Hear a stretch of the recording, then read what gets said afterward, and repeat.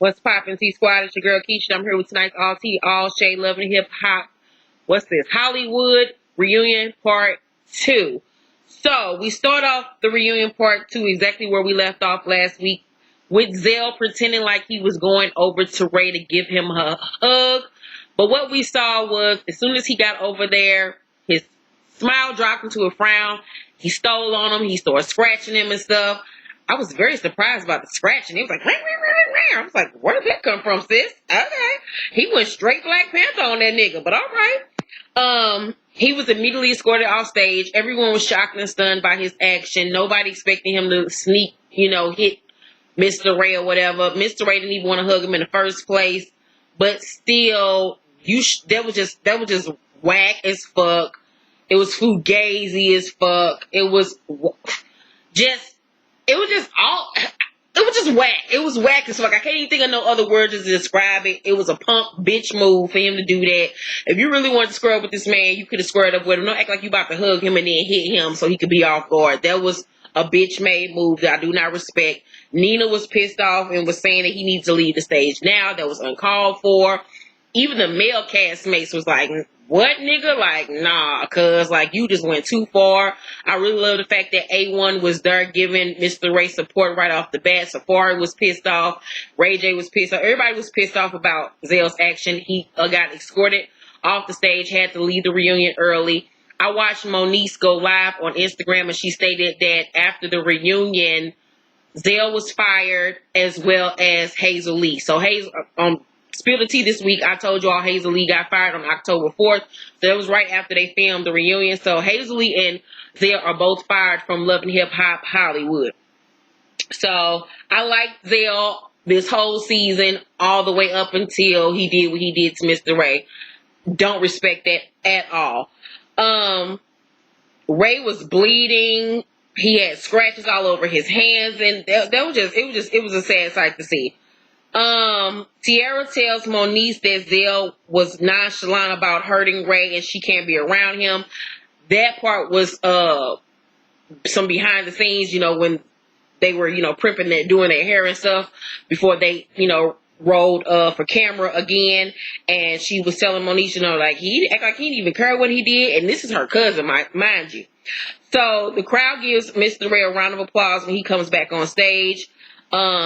Nina points out Alexis laughing when he got hit. Alexis says that she laughed because Zell went over to hug him. Girl, bullshit, bye. You in that orange synthetic wig can have several with your dumb ass. She was laughing because he got hit. Girl, stop. And then she tried to switch it up because people was going in on her for laughing in the first place. I don't want to see her retarded ass back next season. She's irrelevant. She's only on the show to get back at Masika. You stupid for sitting up here married a nigga that cheated on you in the first place.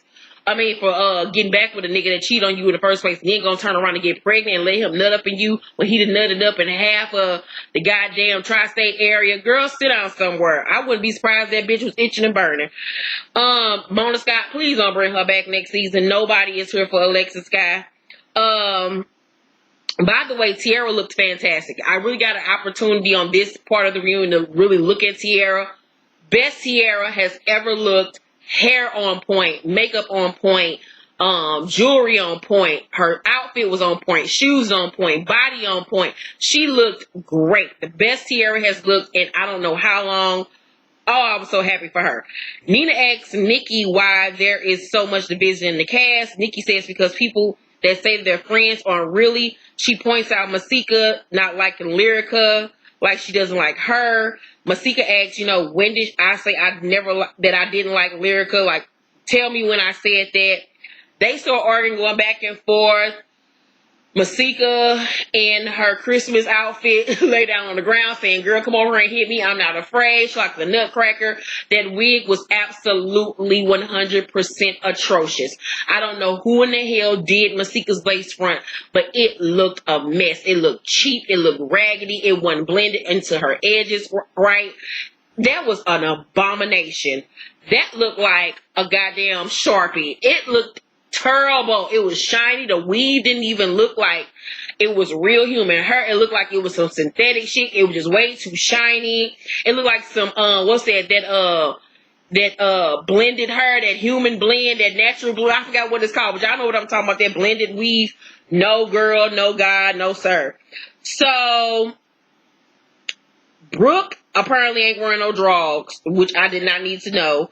She told Marcus that she wasn't smashing him until she got married. So that whole time with her and Marcus together, they hadn't even smashed.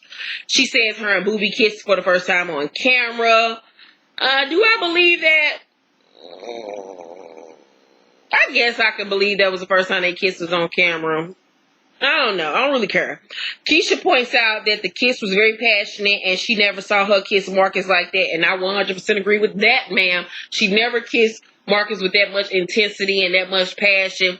There is blatant animal magnetism between her and Boobie. The sexual chemistry between them is thick. The emotional side of her is with Marcus, but the sexual side of her is with Boobie.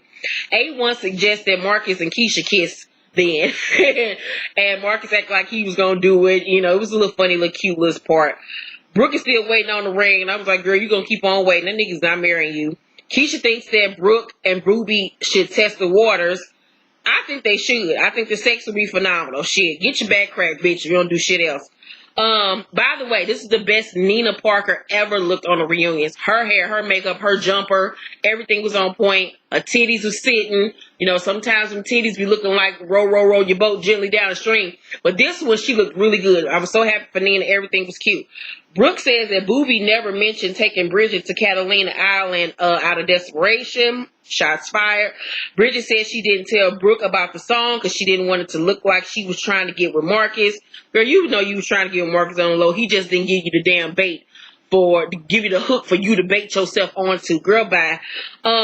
If Marcus would have gave her the go ahead and shot his shot with Bridget would have fucked immediately. Girl, bye. That pussy is for everybody. He says, Marcus says that she didn't tell him that she was one of Boobie's little chicks. She's like, I'm not one of Boobie's little chicks. Bitch, yes, you were. You still are. If he want that, he can come back to it. Anybody can get that. Bridget blames the edits on the kiss with her and Boobie. And I'm like, really, Bridget? Editing? We saw you kiss this nigga. We saw you was ready to throw that yellow monkey on that nigga immediately. You was ready to go straight Lion King Simba on that nigga. Girl, stop. Keisha asks Brooke why is she using Boobie to make Marcus jealous when she knows where she wants to be. And that was everybody's question this whole season, Keisha. Thank God that you asked it. I mean, it's obvious. Teairra feels that her friends meeting with Cisco was shady. Monique says that Nia said they should talk to Cisco about some of Teairra's issues, and that she said she didn't think it was a good idea, but that she would still support Teairra meet up with Cisco. Cisco calls Monique a bullshit artist. Monique says he's the last person she wants to talk to about Teairra's issues, and that he's a piece of shit. He calls her a rat bum ass bitch, and I was like, well, all right. She tries to attack him, and security jumps in and says that she says he got fired and will not be coming back to LA. And he was like, I don't want to come back. And I was like, at this point, we all realize that Cisco serves no purpose in LA or on the damn New York cast. Hopefully Mona Scott has come to her senses and got rid of that nigga. By the way, I don't know what that jacket that nigga was wearing was all about. I felt indifferent about it. I felt like he got it from Kohl's. I felt like he got it from Burlington Coat Factory on the sales rack. I don't know what the fuck that tufted bullshit was. It looked pleather. It didn't even look real. What the fuck was that? It looked like some BDSM shit that you saw on 50 Shades of Grey. I needed him to sit down. Why was he hoarse? Where was his throat? Where was his voice at? I don't even know. Cisco just looked like his breath smelled like hot pussy at all times. Hot pussy on a platter. Ew.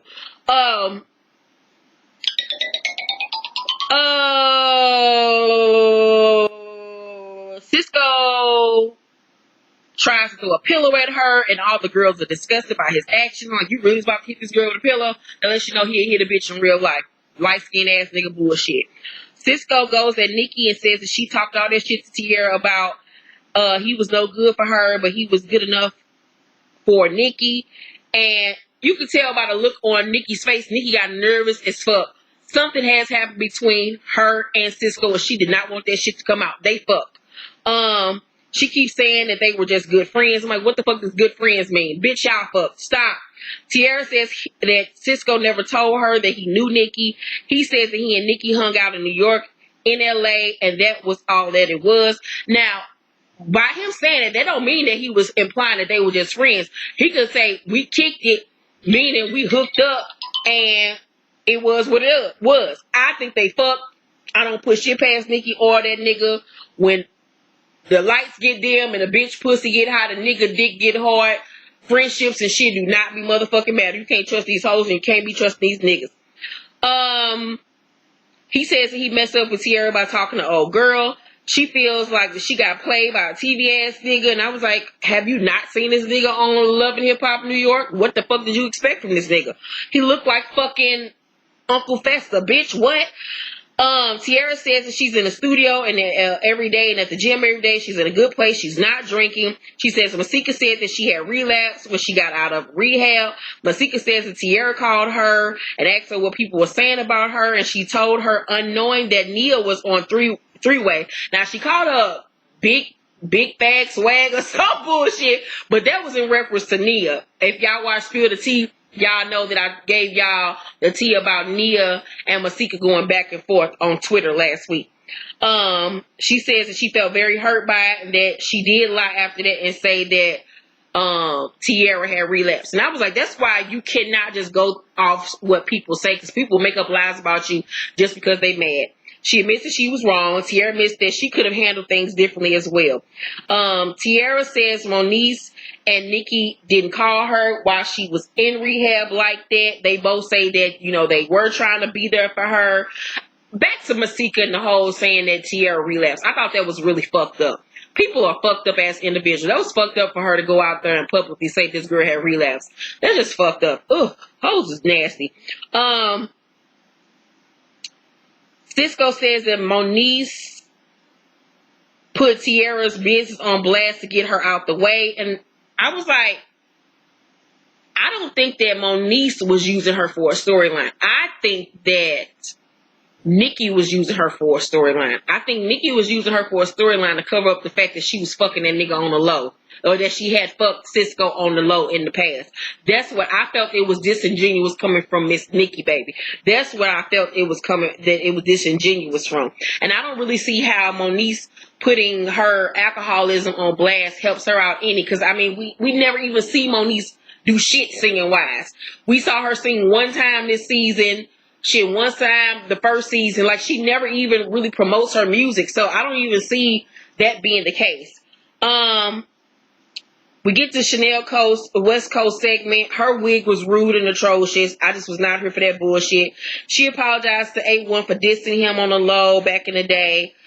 I just had a question. Why was Princess there? She looked like she did not want to be there. She looked stuck up, constipated, like she had attitude. Girl, you and your Nancy Kerrigan ass dress can go and have several. Bitch, where is Tanya Harding when you need her? Lyrica's orange wig just made her look like she was a drowned rat. I just didn't. Why did they do that to that girl? Her whole outfit, everything was just atrocious. And she's a beautiful girl. I've been bumping her new album, Adia, all week long. Oh my God. One of my favorite albums right about now. Resist, Unhealthy, Don't Take It Personal, Somebody, Macaulay Culkin. These are all songs off Adia. The bitch cannot be touched with that pen. Her vocals is on point. I love her musical choices, that she's different. She's not just doing straight up R&B. I loved it. Check out Adia, Lyrica Anderson's new album. It is the shit. Now we just got to get the fashions together. But the video for Resist, everything. Check it out on YouTube after y'all get done watching this video. So they do a look cute highlight reel celebrating Safari and all his great moments on Love and Hip Hop New York. He starts crying because, you know, he's really bonded with everybody on the cast. He says he's going to miss them. I sort of laughed when that nigga started crying because I was like, nigga, what the fuck is you crying for? You going to be back next season. Boy, bye. So we all know that he filmed for Love and Hip Hop New York this season. So we will see that next week. I cannot wait. Let me know what you thought about the reunion part 2. I'm quite sleepy. So, yeah, that's why I'm a little bit off right about now because the bitch is tired and want to go to sleep. But once again, let me know what you thought about tonight's episode down below in the comments section. Make sure to thumbs up this video and subscribe to my channel and hit that notification bell button. I love you guys so much, and I will see you all Wednesday for Black Ink Crew Chicago. Bye.